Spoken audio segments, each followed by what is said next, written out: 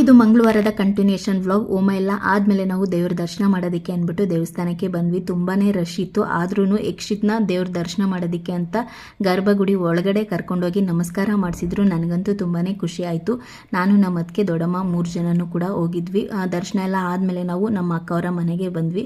ನಾನು ಲಾಸ್ಟ್ ವ್ಲಾಗಲ್ಲೇ ಹೇಳಿದ್ದೆ ನಿಮಗೆ 2 ಸ್ಯಾರಿ ತೊಗೊಂಡಿದ್ದೀನಿ ಅಂತ. ಅದರಲ್ಲಿ ಒಂದು ನನಗೆ, ಇನ್ನೊಂದು ನಮ್ಮ ಅಕ್ಕಂಗೆ. ಇವಾಗ ಪದ್ಧತಿ ಇದೆಯಂತಲ್ಲ, ತಂಗಿಯರು ಅಕ್ಕಂದಿರಿಗೆ ಸೀರೆ ಉಡಿಸ್ಬೇಕು ಅಂತ. ಸೊ ಹಾಗಾಗಿ ನಾನು ಅವಳಿಗೆ ಅಂತ ಒಂದು ಸ್ಯಾರಿನ ತೊಗೊಂಡು ಬಂದಿದ್ದೆ. ನಾನು ಬೆಂಗಳೂರಿಗೆ ಬಾ ಅಂತ ಕರೆದೆ, ಬಟ್ ಅವಳಿಗೆ ಟೈಮ್ ಇಲ್ದಿರೋ ಕಾರಣ ಬರಲಿಲ್ಲ. ಅವಳು ನಾನೇ ಹೆಂಗಿದ್ರು ಬಂದಿದ್ದೀನಲ್ಲ ಅಂದ್ಬಿಟ್ಟು ತೊಗೊಂಡೋಗಿ ಕೊಟ್ಟೆ.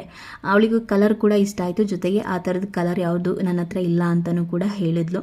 ಅದಾಗಿದ್ಮೇಲೆ ನಾವು ನಮ್ಮ ಅತ್ತಿಗೆ ಅವರ ಅಪ್ಪನ ಮಾತಾಡಿಸ್ಕೊಂಡು ಬರೋಣ ಅಂತ ಅವ್ರ ಊರಿಗೆ ಹೋಗಿ ಅಲ್ಲಿಂದ ನಾವು ನಮ್ಮೂರಿಗೆ ಹೋದ್ವಿ.